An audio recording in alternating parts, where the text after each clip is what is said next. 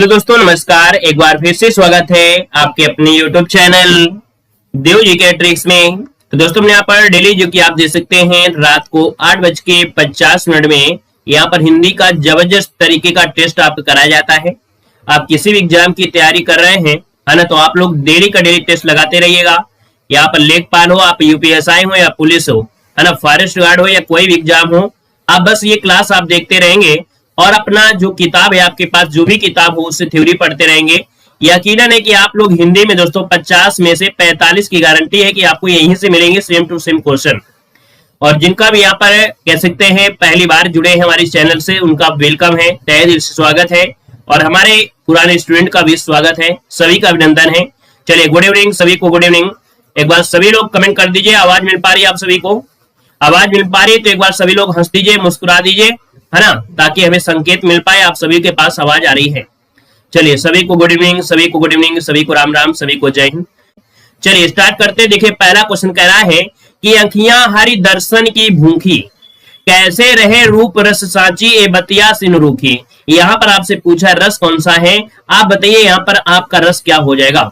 तो दोस्तों यहाँ पर कह रहा है अंखियां हरि दर्शन की भूखी, इसका मतलब है कि दर्शन अभी आपको मिलेंगे, है ना, दर्शन मिलेंगे। इसका मतलब आपका यहाँ पर है क्या है, वियोग श्रृंगार है। ऑप्शन बी नंबर जिसका अभी आया है यहाँ पर राइट हो जाएगा, वियोग श्रृंगार हो जाएगा। दोस्तों याद रखिएगा, वियोग श्रृंगार में मिलने की आशा रहती है, क्या मिलने की जो आशा है वो आपकी रहती है, लेकिन दोस्तों शांत रस में मिलने की आशा दोस्तों नहीं रहती है, इसलिए यहाँ पर आशा है मिलने की, इसलिए यहाँ पर वियोग लगाया गया है, याद रखिएगा। क्लियर है? गुड इवनिंग सभी को, गुड इवनिंग। नेक्स्ट क्वेश्चन आइए, क्वेश्चन आपसे दिया गया है, कह रहा है कि बालकृष्ण भट्ट को हिंदी का एडिशन किसने कहा है। बालकृष्ण भट्ट को हिंदी का जो एडिशन कहा है वो किसने कहा है दोस्तों, 2 को ऑप्शन देना है। और 2 के यहाँ पर देख सकते हैं ऑप्शन आ रहा है आपका बी नंबर है, ये है आपके रामचंद्र शुक्ल। रामचंद्र शुक्ल इसका ऑप्शन आ रहा है, बिल्कुल राइट हो जाएगा। क्यों?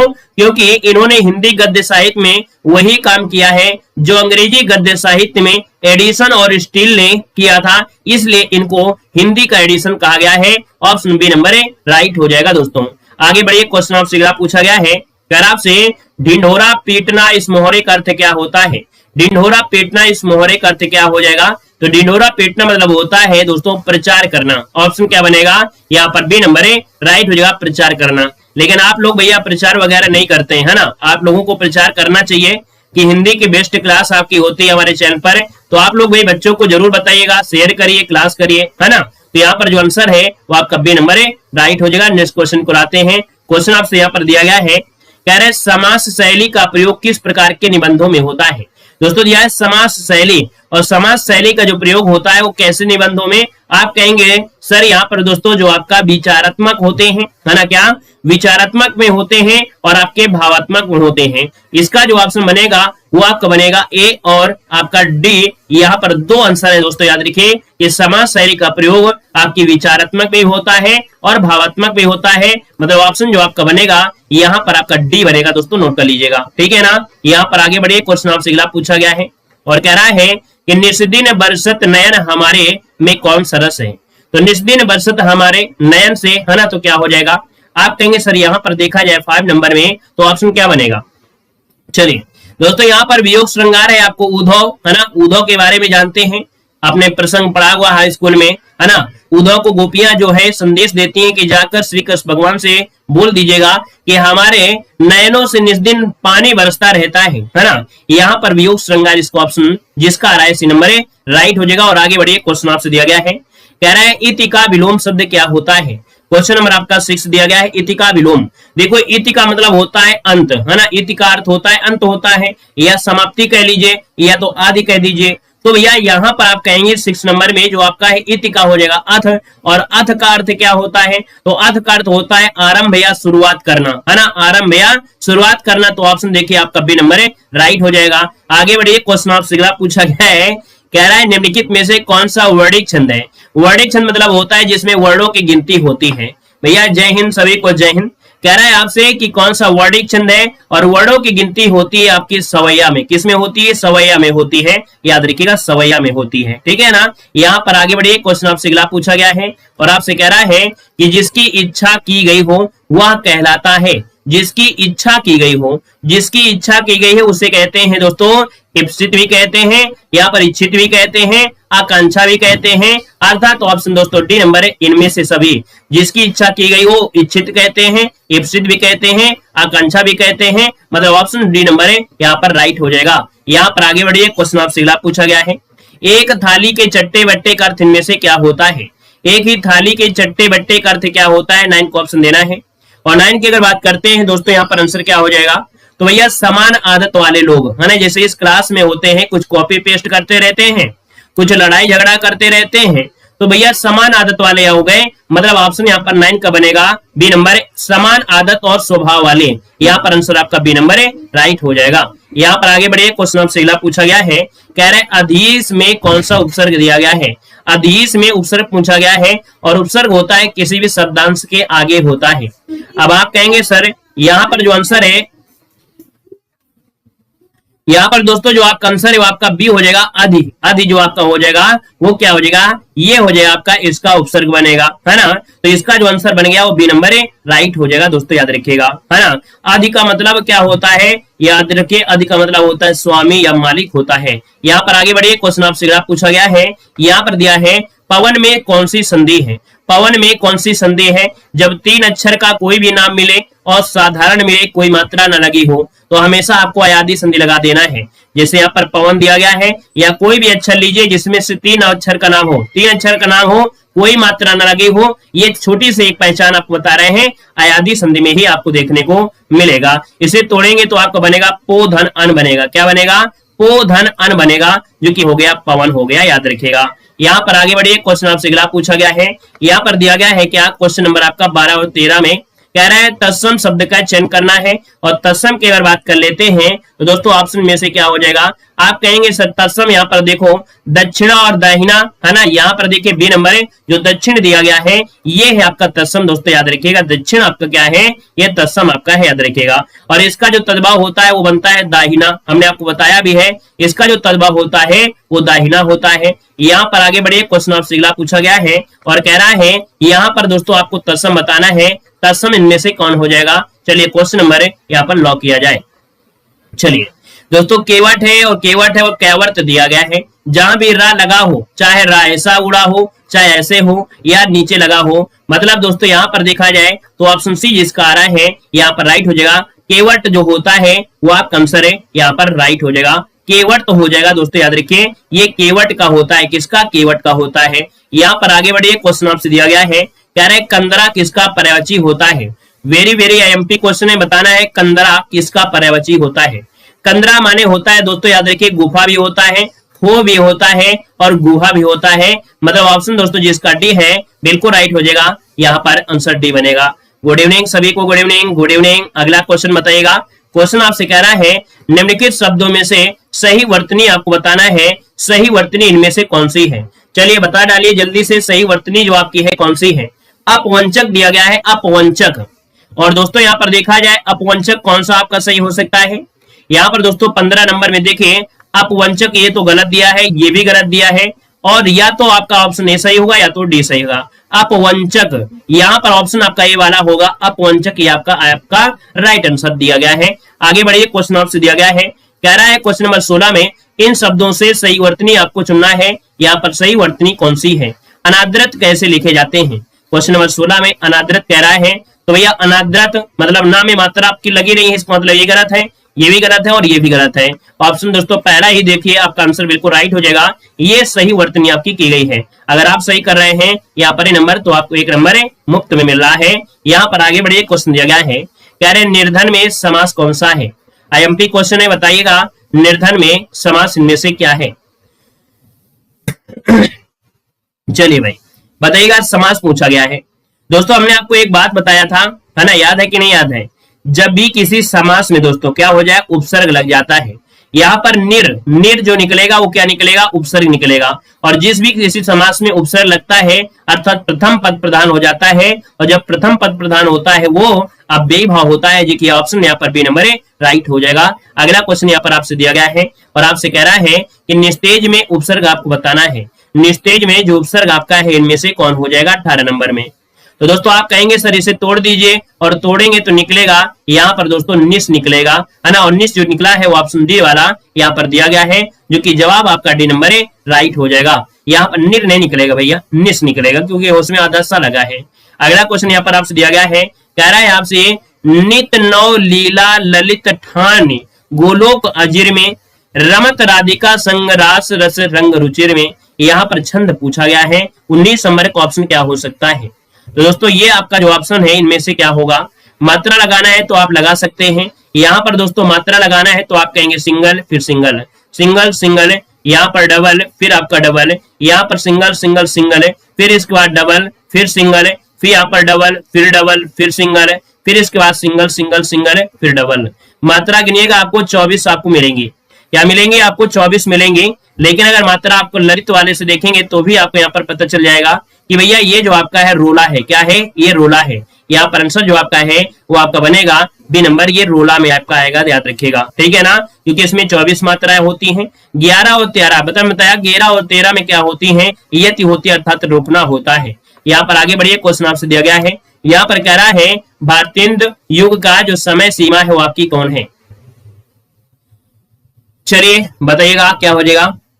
यहाँ पर दिया गया है भारतेंदु युग की जो समय सीमा है इनमें से क्या होगा।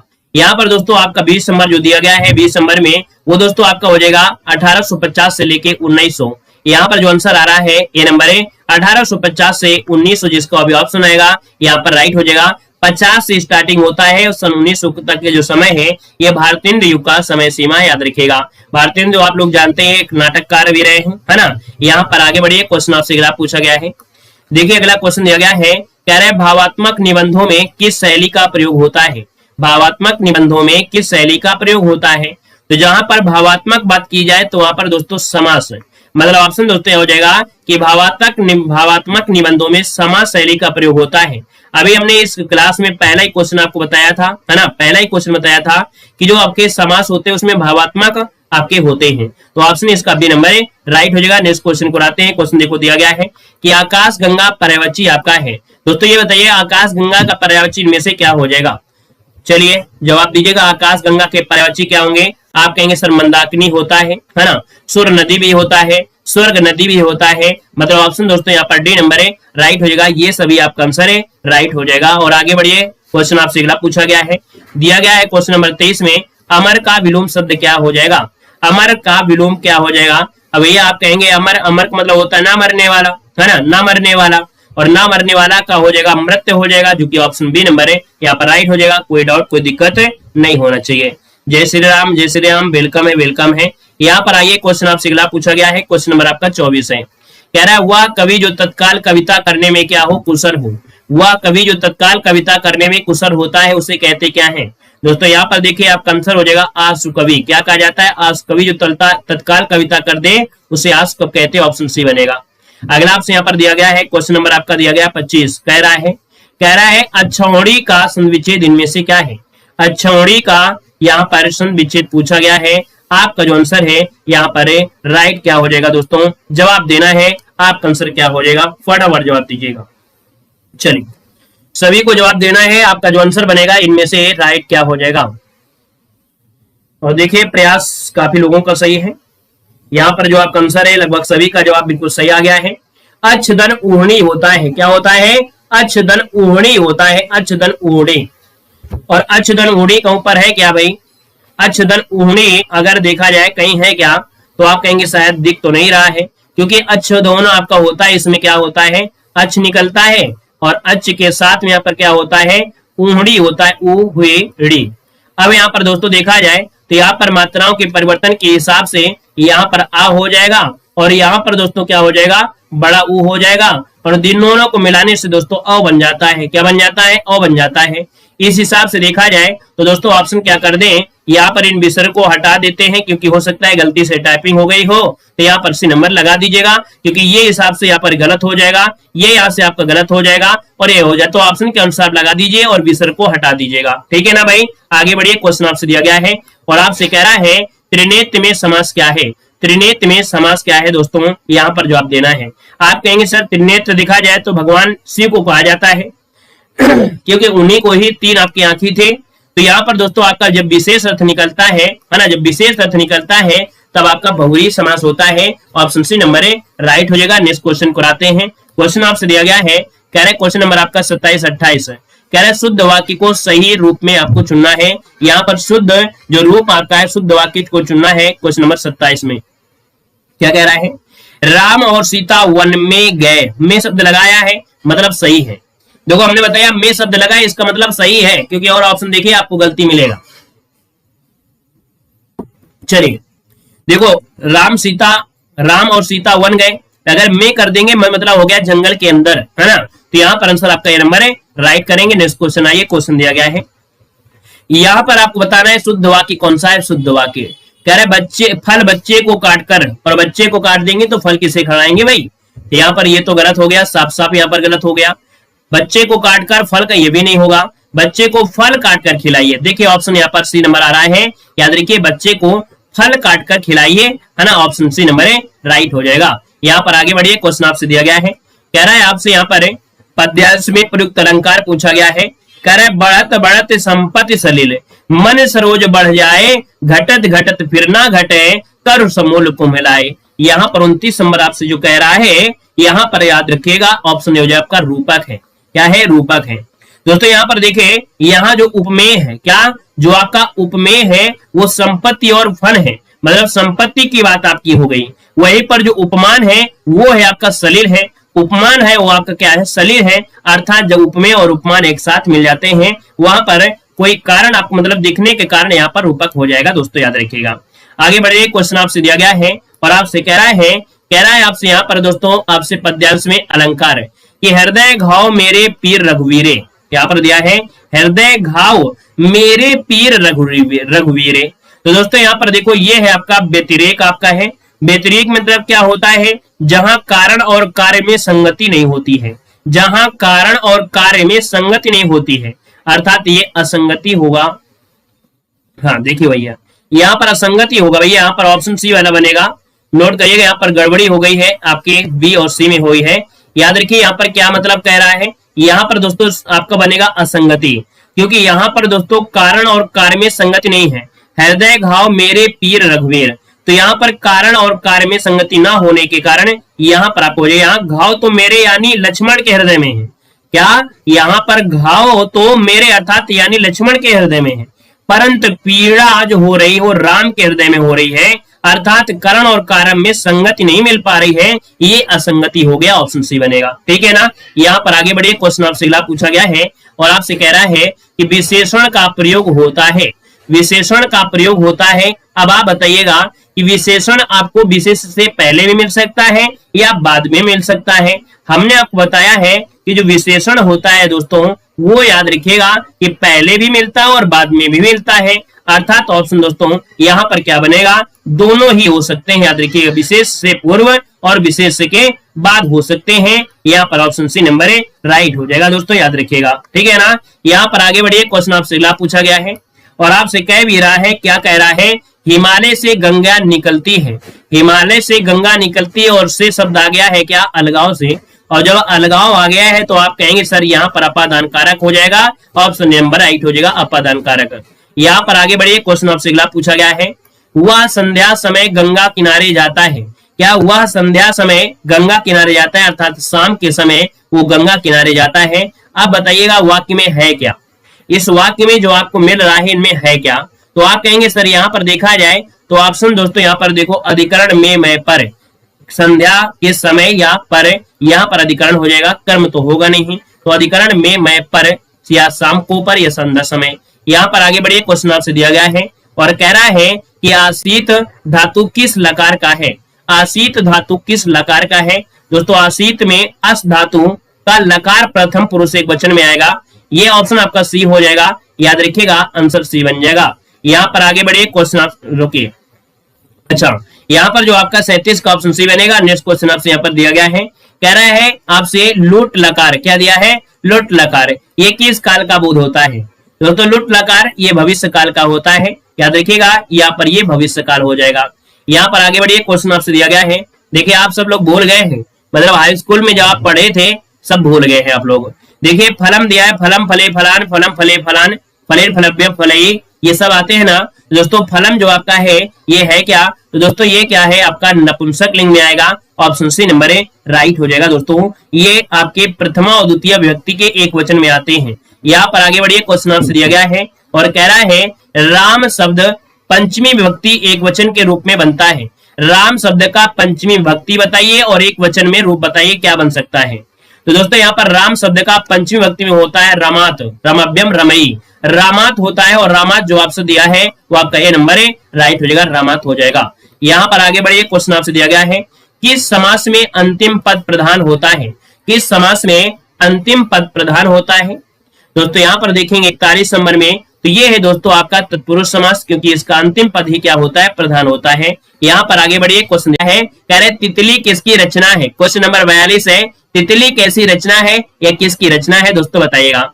यहाँ पर दोस्तों 42 नंबर दिया गया है और 42 का ऑप्शन हो जाए आपका ये जयशंकर प्रसाद के है। किसके हैं, जयशंकर प्रसाद के। अब समझेगा यहाँ पर आपका ये नंबर राइट हो जाएगा। चलिए आगे बढ़े, क्वेश्चन आपसे दिया गया है और आपसे कह रहा है निम्नलिखित में से महादेवी वर्मा का कौन सा रेखा चित्र नहीं है। महादेवी वर्मा का रेखा चित्र नहीं है, यहाँ पर जवाब देना है दोस्तों। 43 नंबर में देखिए तो महादेवी वर्मा का रेखा चित्र में दोस्तों अतीत के चलचित्र हैं, पद के साथी हैं और स्मृत की रेखाएं हैं। ऑप्शन सी हो जाएगा रेखाएं बोल उठी। क्या रेखाएं बोल उठी, ये देवेंद्र नाथ सत्यार्थी का, किसका है, ये है देवेंद्र नाथ सत्यार्थी का है। देखिए देवेंद्र नाथ सत्यार्थी का है। यहाँ पर आगे बढ़िए, क्वेश्चन आपसे अगला पूछा गया है, कह रहा है वे दिन वे लोग, क्या वे दिन वे लोग किसकी रचना है।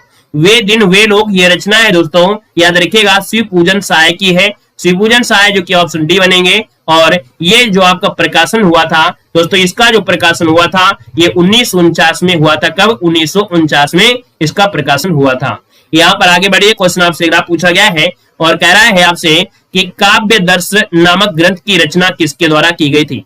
बताइएगा कि काव्य दर्श नामक जो आपकी रचना है, ग्रंथ है, इसकी रचना किसके द्वारा की गई थी। यहाँ पर दोस्तों ऑप्शन क्या बनेगा, तो दोस्तों ऑप्शन डी हो जाएगा। ये कवि का नाम है दंडी। कौन से, यहाँ पर आंसर आपका डी राइट हो जाएगा। नेक्स्ट क्वेश्चन को आते हैं। क्वेश्चन दिया गया है, कह रहे के बिड़ला फाउंडेशन द्वारा वर्ष 1942 में साहित्य के क्षेत्र में उत्कृष्ट योगदान के लिए किस सम्मान की आपकी शुरुआत की गई थी। दोस्तों 48 नंबर की अगर बात करते हैं तो ऑप्शन क्या हो सकता है दोस्तों। यहाँ पर देखिए 48 नंबर में तो जवाब हो जाएगा नंबर सरस्वती सम्मान। सरस्वती सम्मान की जो शुरुआत हुई थी के बिड़ला फाउंडेशन के द्वारा 1992 में ये स्थापित किया गया था। ऑप्शन नंबर राइट हो जाएगा। यहाँ पर आगे बढ़िए, क्वेश्चन आपसे अगला पूछा गया है और कह रहा है कि तानसेन सम्मान किस राज्य सरकार ने आरंभ किया है।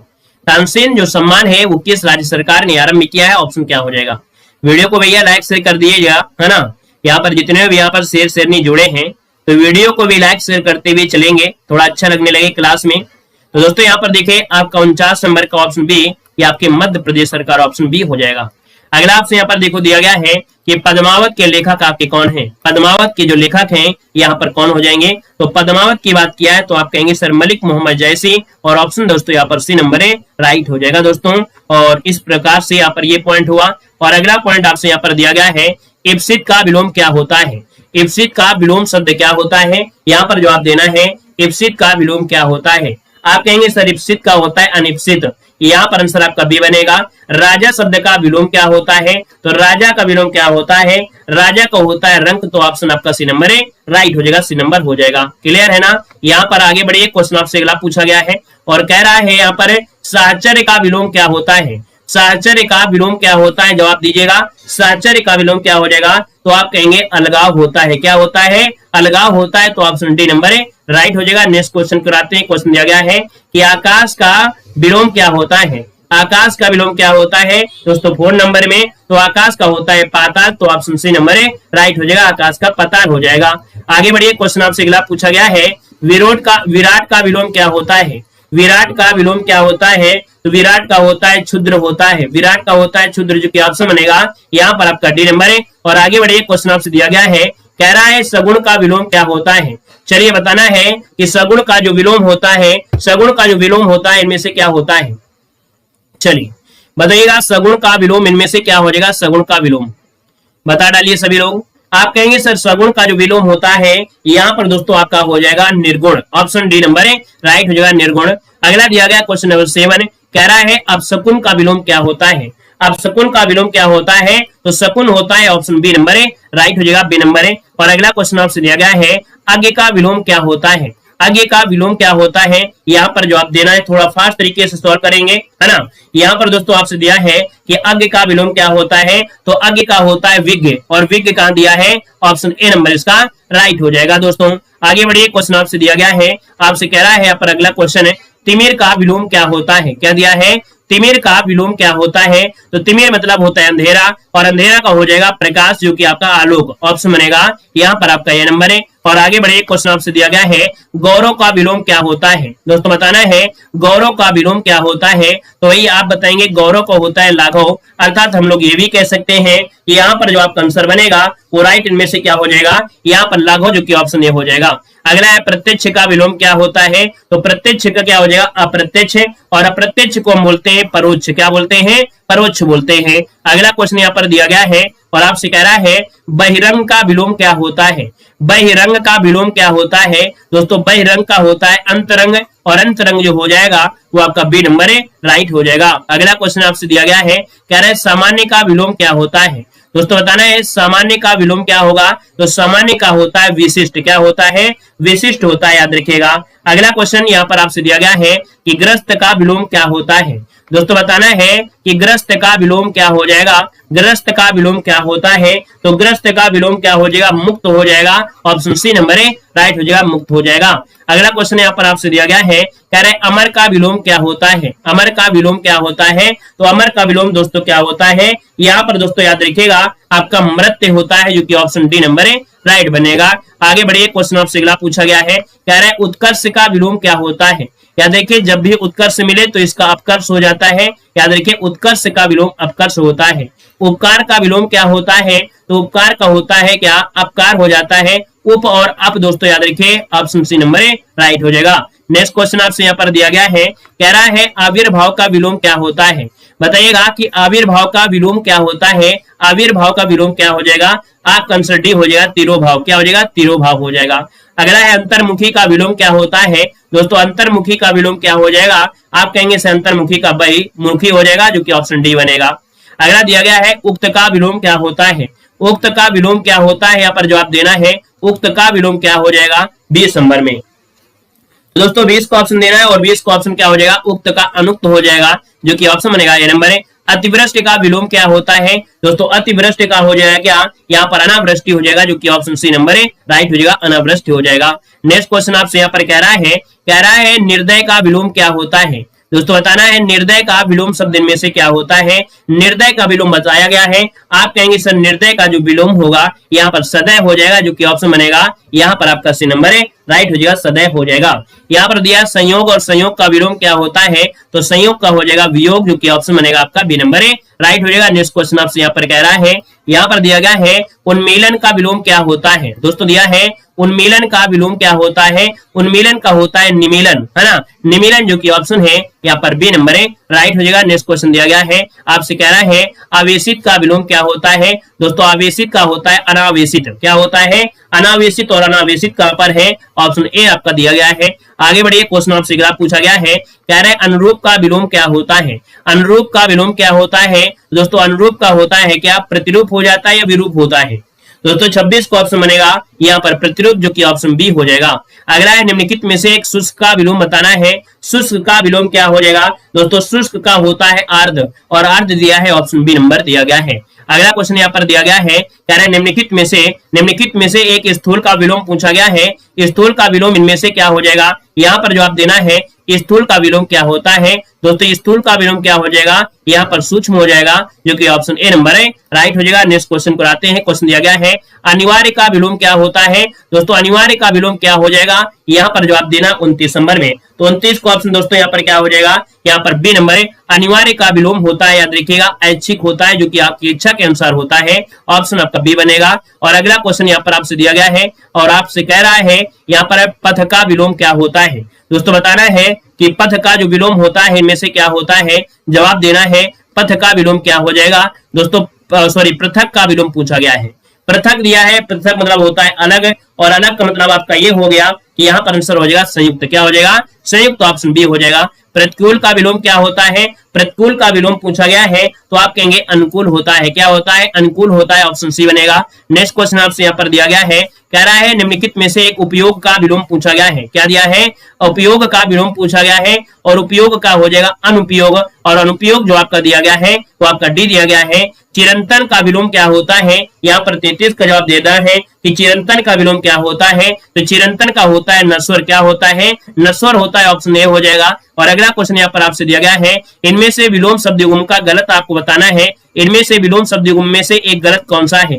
यहाँ पर गलत पूछा गया है, आपका आंसर क्या होगा? तो दोस्तों यहाँ पर देखिएगा, दक्षिण का वाम होता है, विधि का निषेध होता है, बर्बर का शब्द होता है, उद्धम का निरुद्धम दिया है। अब उद्धम का मतलब होता है मेहनती, इसका मतलब होता है आलसी, है ना? क्या हो जाएगा? आलसी, अर्थात बी नंबर गलत दिया गया है। आगे बढ़िए, क्वेश्चन आपसे दिया है, स्थावर का विलोम क्या होता है? चलिए बताइएगा, स्थावर का विलोम इनमें से राइट क्या हो जाएगा? स्थावर का विलोम। और स्थावर का होता है जंगम। क्या होता है? जंगम, जो कि ऑप्शन बनेगा डी नंबर राइट हो जाएगा, जंगम हो जाएगा। और आगे बढ़िए, क्वेश्चन आपसे अगला पूछा गया है।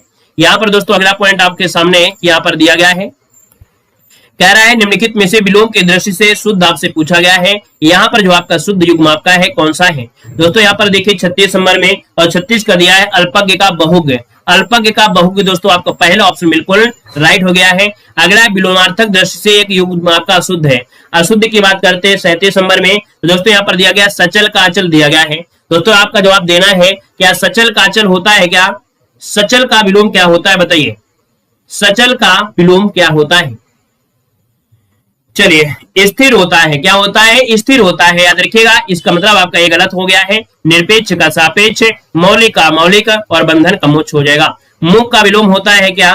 मुख का होता है वाचाल, और वाचाल है जो कि ऑप्शन बी बनेगा। और आगे बढ़िए, क्वेश्चन आपसे दिया गया है, कह रहा है उन्मूलन का विलोम क्या होता है? अभी बताया, उन्मूलन का रोपण होता है। उन्मूलन का क्या होता है?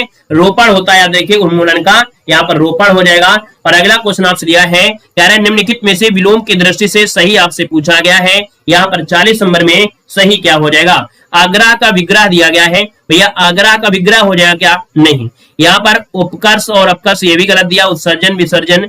दोस्तों देखिए, जारज और औरस कौन सा? यहाँ पर जो ऑप्शन सी है जारज और औरस आपका आंसर है, राइट हो जाएगा। नेक्स्ट क्वेश्चन कराते हैं। क्वेश्चन आपसे अगला पूछा गया है, निम्नलिखित में से शब्दों का सही युग्म आपसे कौन सा है? यहाँ पर इप्सित का अनिप्सित होता है, अपसित तो होता नहीं है, मतलब ये तो आपका गलत हो जाएगा। अमित का परमित ये भी गलत दिया है। हया बेहया बिल्कुल ऑप्शन सी नंबर है, राइट हो जाएगा। नेक्स्ट क्वेश्चन दिया गया है, निम्नलिखित में से गलत विलोम शब्द युग्म आपसे पूछा गया है। यहाँ पर गलत विलोम युग्म शब्द में से कौन हो जाएगा? प्रवेश का नवेश दिया गया, जो कि आपका गलत दिया गया है ना? यहाँ पर गलत पूछा गया था 42 नंबर में, और 42 कहा गया है क्योंकि प्रवेश का होता है निकास। क्या होता है? निकास। वहीं पर दोस्तों आपका मुख का वाचाल, भूत का भविष्य, और दोस्तों यहाँ पर दिया है पुरस्कार का तिरस्कार। ठीक है ना? यहाँ पर आपका आंसर गलत हो गया है, आपका ए नंबर है। और अगला क्वेश्चन दिया है, महात्मा का विलोम क्या होता है? दोस्तों महात्मा का विलोम होता है क्या?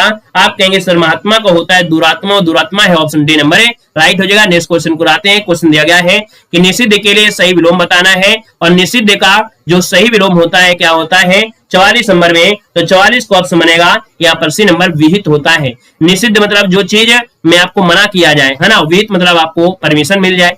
सृष्टि का विलोम क्या होता है? तो सृष्टि बनी है तो इसका प्रलय होना आवश्यक है, अर्थात दोस्तों यहाँ पर क्या हो जाएगा? यहाँ पर बी नंबर प्रलय हो जाएगा। तो देखिए इस प्रकार से आपकी जो क्लास है वो हमने कंप्लीट कर दिया।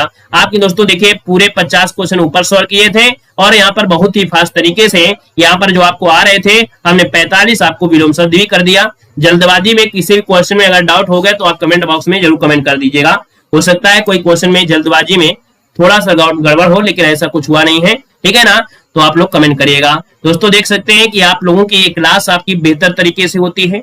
हम प्रयास करेंगे हर एक क्लास को अच्छा बनाने का। बस आपका प्रयास है कि आप अपने आप को अच्छे तरीके से डेली का डेली यहाँ पर आइए, मेहनत करिए और बेहतर तरीके से फास्ट लिए। तो चलिए फिर आज के लिए इतना रखते हैं।